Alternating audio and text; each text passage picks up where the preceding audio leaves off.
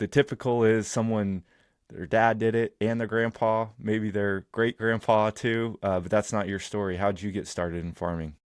Yeah, well, I really got into farming because, well, I like to tell everyone God gave me the chicken. It was at church where I got my first baby chick. One of the church moms was passing around baby chicks, and I've always had a passion for animals and I've always loved animals. So as soon as I saw the baby chick, I knew I wanted to get one. So I did.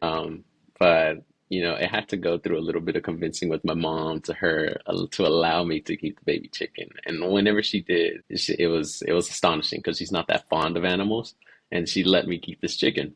But whenever she said yes, that I could keep it, I mean, I just hopped on YouTube and I just searched up how to take care of a baby chicken and a baby chick. And after that, I mean, I just went through loopholes and loopholes of videos of how to take care of baby chicken, but also understanding the commercial farming methods that are being the malpractices that commercial farms use. And I started getting introduced into that and understanding and that really also understanding that consumers don't want that product and they want something better and they want from somewhere that they can trust. And so from there, I knew that that's kind of what I wanted to do is to provide that source, to be that product that people can trust and that people can go to, fully transparent operation. And so, I mean, from there, I mean, it really just kind of blew up. Not really blew up, but I mean, I really started taking it serious. And I don't know, the name of the JMZ Farms is that's an abbreviation of my last name, Jimenez.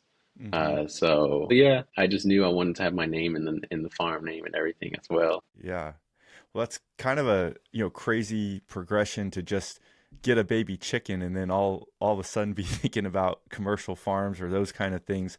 I mean, so it all kind of started with that one baby chick, and then I mean, when did you add your second your Yeah, second and so all that? Uh-huh.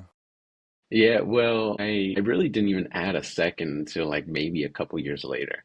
I Mm. wanted to really understand how to take care of a chicken. So I took care of this chicken and I called her Peaches.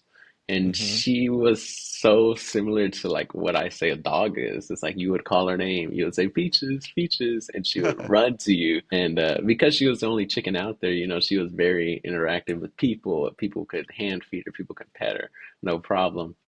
But once I started understanding, okay, she produces about an egg a day. How many do I need to get a dozen? And so I started going based off of numbers off of that. Okay, if I want 2 dozen, 3 dozen. Okay, if I wanted to make this a business, how many dozen do I need to be producing a day? So starting looking into those numbers and everything. As a kid, I mean, I've always had an entrepreneur spirit. I used to sell candies in school, sell chips and stuff like that. So I was always kind of young and ambitious and trying to earn money.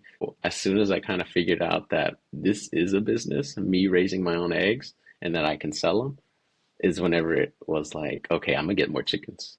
It was just for like a year or two, it was just me understanding the chicken and understand how it all works.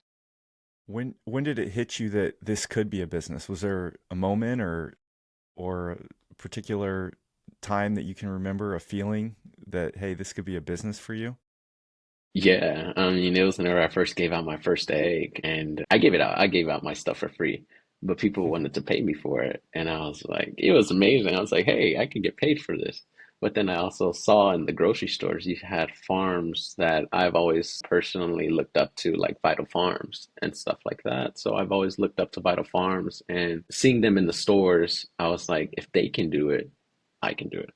I love what they're doing, and I feel like I could do it maybe a little bit better, but in That's a how an more entrepreneur wholesome has to way. think, right? Yeah, yeah.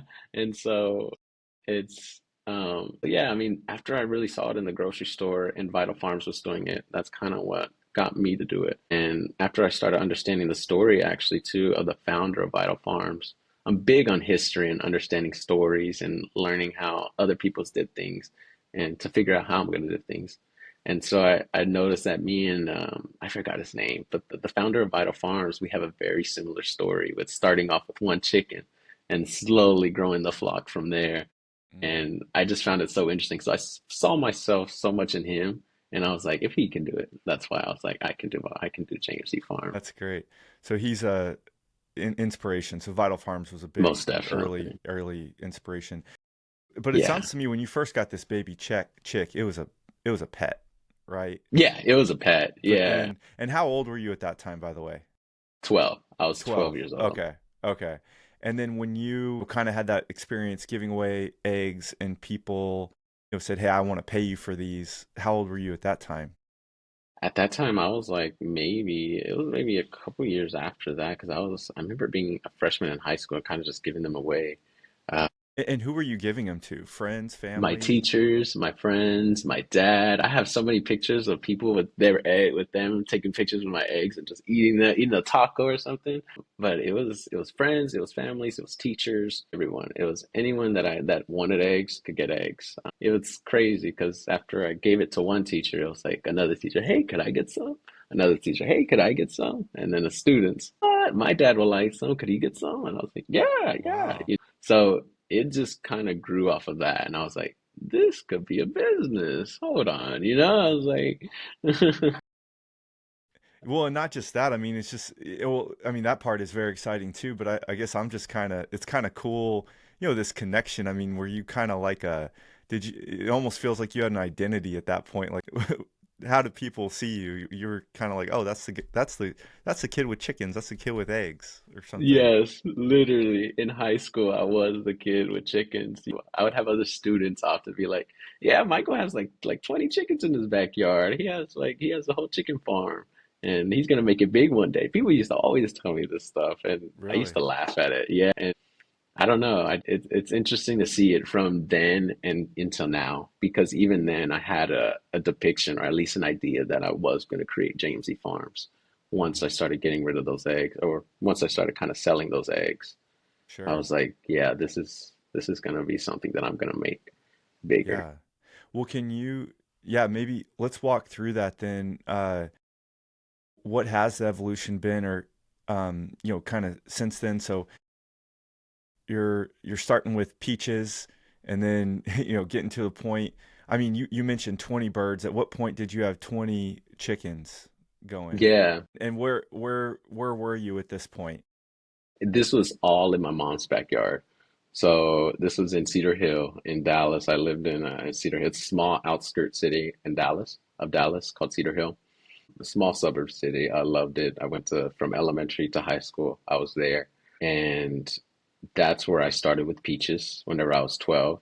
After a couple of months that Peaches was laying eggs, I remember a one of my mom's friends donated like 10 chicks to me because they knew I was taking care of chickens and they were like, "Hey, I think you would like these chickens too." And of course, I was down to take any. I was like, "Yes, more money for me." I was like, "Yeah, I can do more production."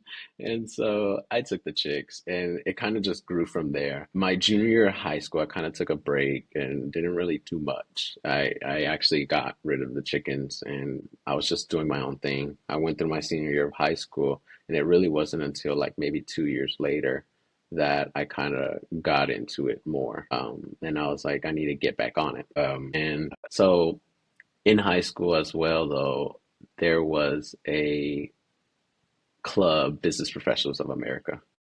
And in this club, I was in a category, the entrepreneurship category. And in this category, you were supposed to build a business plan of any business that you wanted and create a financial plan. Literally, what a business plan, if you were to go to an investor, what would that business plan look like? So I created this business plan my junior year in high school. And because I already had a thing with eggs, I just based the business plan off of that. I called it Jimenez Farms at the time. And and I wrote this pretty much this 16-page business plan of this 5-acre chicken farm, egg farm.